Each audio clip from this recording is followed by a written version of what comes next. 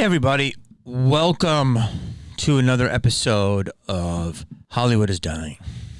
I'm looking at stuff and I'm thinking about how every day our business is becoming less and less relevant. And I don't know if I'm crazy, but I believe that. And one of the most fascinating things is celebrity influence. I listen to the general pop, and I believe that they're more and more getting tired of celebrities. I really do think that things are going to change so much.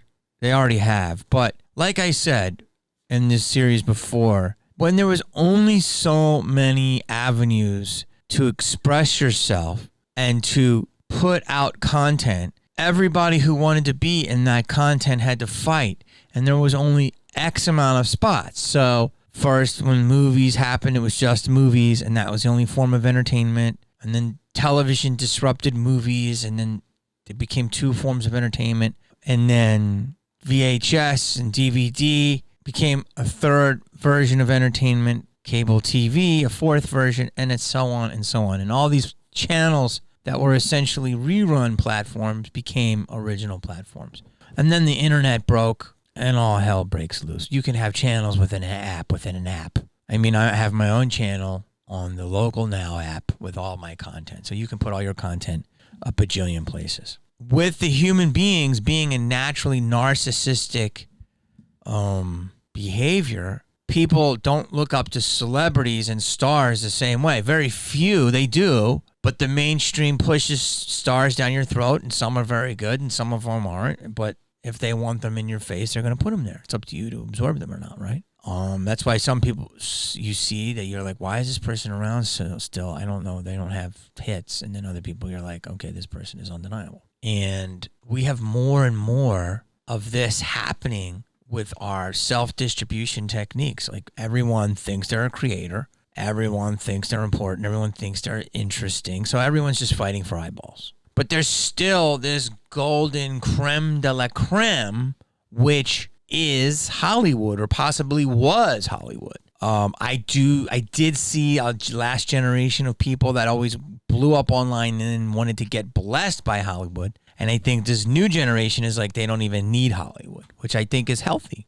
I always tell the people, you're blowing up online. Hollywood just wants what you have. So there's no reason to go traditional Hollywood. But generally speaking, I'm just listening and watching the dismay of Hollywood. I think a lot of people are getting tired of just the preachiness and, you know, why them, not me, and why are we idolizing these people, and so much that is talked about is just dumb and shallow. So I see a general dismay of the Hollywood product. And this year, I believe it's true. You can look it up. Disney's stock is down 40% on the year. Now, I don't know if it's true, but I did read it a few places. Listen, they could be having growing pains. I don't know. Some years are going to be good. Some years are going to be bad. But that was the biggest hit that the stock took since 1974, almost 50 years ago. Netflix subscribers are down, as you know. They're going to go to AVOD, which is less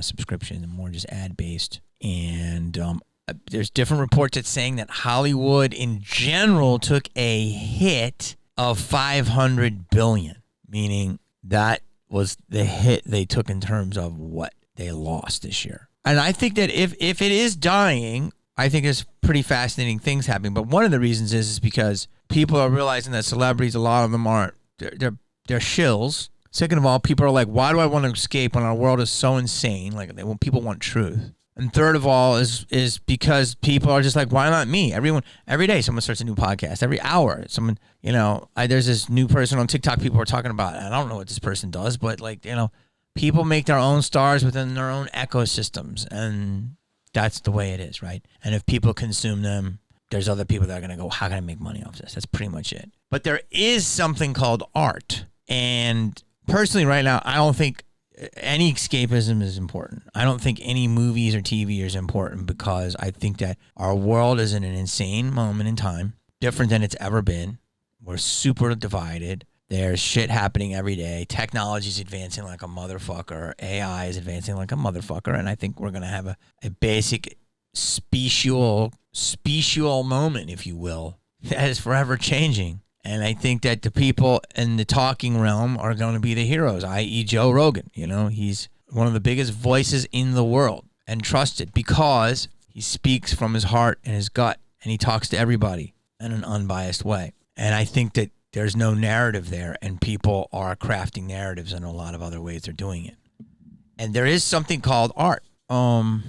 So whatever you want to say, there's some really talented people in Hollywood. But because the Band-Aid is ripped off in our society and everyone is exposing everything, it's just getting crazier and crazier by the minute. Like, people are thinking Hollywood's scum and all of this different stuff and satanic and all of that, which it very well might be. Might and will be. I don't know. Do I think there's definitely people in it for sure like that. Definitely the music business is always rumors. But in terms of, regular stuff, I never did a sitcom and be like, someone's over there going, blah. But I am starting to think like there's more and more of that because I think the people that you never expect are. It's a whole other rabbit hole. What I'm trying to tell you is there's art. And I think the last couple weekends I saw something that I think is crazy. I saw the Disney stock question. I saw the Netflix subscriber loss, which it happens, like Blockbuster changed everything. But I also saw the numbers on Babylon. Okay, now Babylon looks like the highest, most incredible piece of art. The director, Damien Chazelle, I think that's how you say his name. There's nothing I won't watch of his. He's incredible. He's a Tarantino. He's a Scorsese. He's a real auteur. He's a Baz Luhrmann. And I think he's incredible. Every idea he does is different and original. So when I saw that there was a movie coming out about the roaring 20s of Hollywood, like I was fortunate enough to do a movie called Bowfinger, and I got to work with Robert Downey Jr. And I don't even know if he'll remember this meeting me, let alone that I talked to him in the chair for like an hour. And I asked him, probably was annoying. I said, hey man, 80s, like to me, I think the 80s were probably the best time in Hollywood. And he's like, oh, it was incredible. The stuff he told me, I was like, and then he's like, but if you talk to so-and-so, it was the 70s. And if you talk to Jack, maybe Nicholson, it was the 60s, and then if you talk to Marlon Brando, it was the 50s. So everyone's got their different eras, right? But I've heard this time and time again that the 20s, the roaring 20s, was the greatest time in Hollywood when the motion picture was getting on a roll. And I believe talkies started then, or right before, right after talkies. And it was the grandiose time. It was the explosion of what, let's say YouTubers would think now. Like you had this new technology. All of this money came from it. All this notoriety came from it. And all this grandiose came from it. And all of a sudden you're reaching millions of eyeballs through movies, through picture houses, through Nickelodeons. That's what they were called. And it was sex, it was drugs, it was drama, it was fucking excess and fucking food. And if you look at Hollywood now, if you just actually look at the structures in the city, that's why I love LA. LA is one of them. They're like, there's no history here. There's tons of history here. Yeah, you got a lot of stucco apartment buildings in the valley, but there's a ton of history from downtown to Pasadena to the valley to Hollywood. But you'll see these beautiful flying buttresses, and I'm not a design expert, but you'll see the Man's Chinese. And when I believe it was on the waterfront when it came out, Marlon Brando said that from the Man's Chinese from the middle of Highland all the way past Gower, the line was for that movie. So it was like the only game in town. And Avengers Endgame, they didn't have that. It didn't go past Highland. So it was the spectacle of spectacles of spectacles, right? And with it, they built these big, the Egyptian theater, the Man's Chinese theater, the observatory, all the different houses, the Frank Lloyd Wrights, and, different things of different architecture from different times.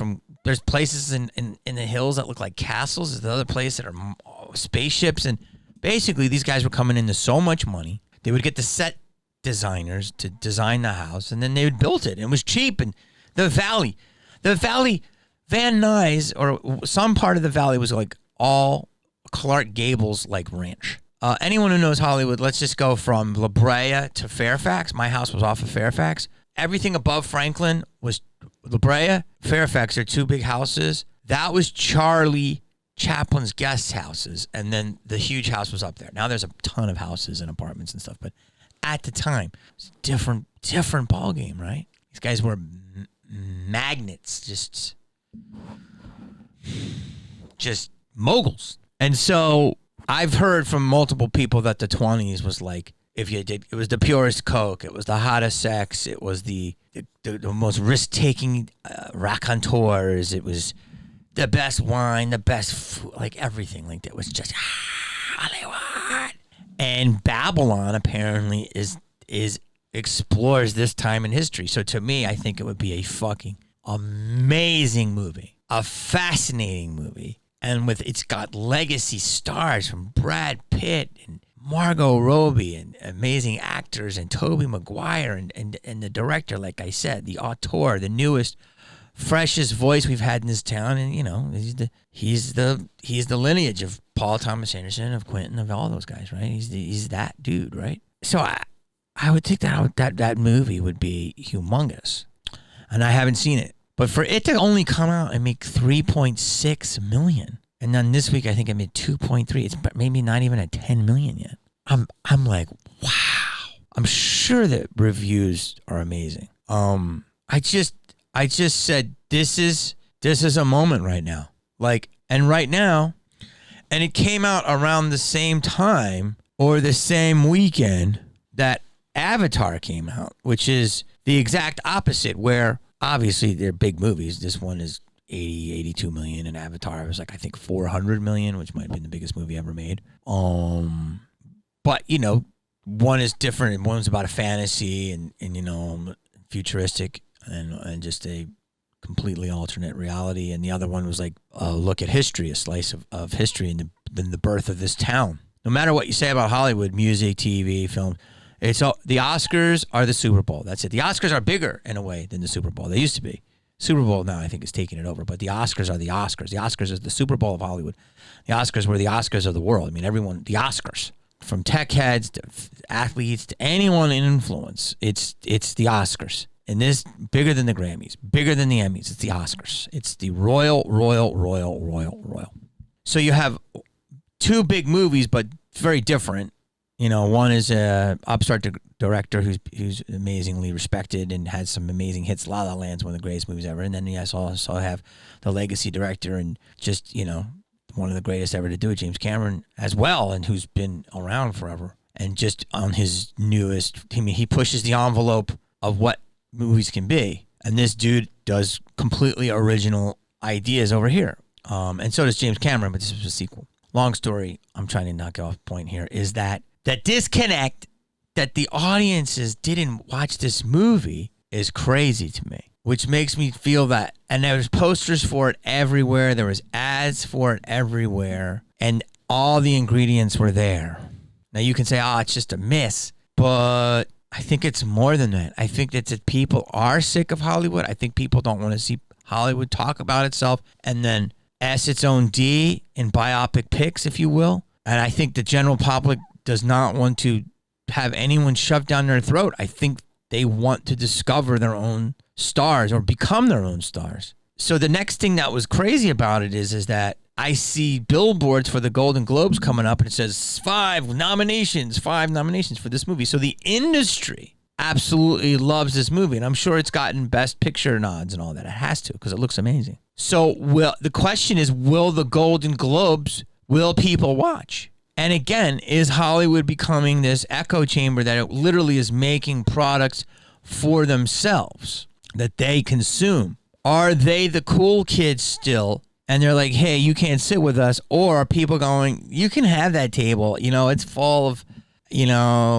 creeps and crooks and, different people. And we're sick of you pushing your ideas down our throats. We're going to do our own. I don't know. I think the Golden Globes coming out and doing the ratings and seeing what people say will be a real test. But I find it hard to believe that it's going to rate huge. And then you have Avatar, which has made $1.5 billion worldwide, and James Cameron said something like it has to make $2 billion to break even, which sounds a little excessive to me. Like, They must have had a fuckload of marketing that I didn't see, because I saw almost more billboards for Babylon than I did Avatar.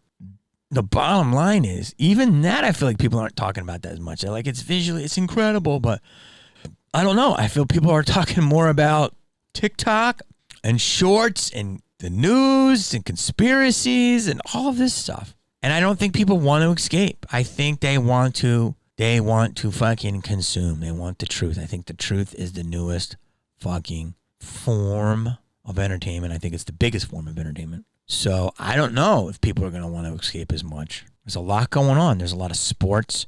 I think people consume that, but I think they're going to start getting sick of that, because there's pushing the ideas through sports down your throat. And, you know, obviously Hollywood does the same thing. And I think people are getting hip to the fact that some of this stuff is just forced down our throat. So I don't know. I think I'm telling you what, maybe I'm a bitter Betty. I don't think I am. Like, I love more. I'm more happier than ever in the sense of, like, I'm going out, I'm selling tickets. I'm lucky enough to sell tickets. People are coming out, and I'm talking about what I want to talk to with no fucking censoring. I don't, you know, I had stuff on fucking Comedy Central. I've had stuff on Showtime. I've never had an HBO special. I've done late night. Like, I've done all of it. So, do I like a Netflix? Sure. It's not going to change my life, though. I can put my clips out through the gram. Amazing comedian Matt Rife right now, our buddy Matty Rife. In the last 8 months, has blown up just off of social media. Been pounding his ass for 10 years. He's been pounding this fucking pavement.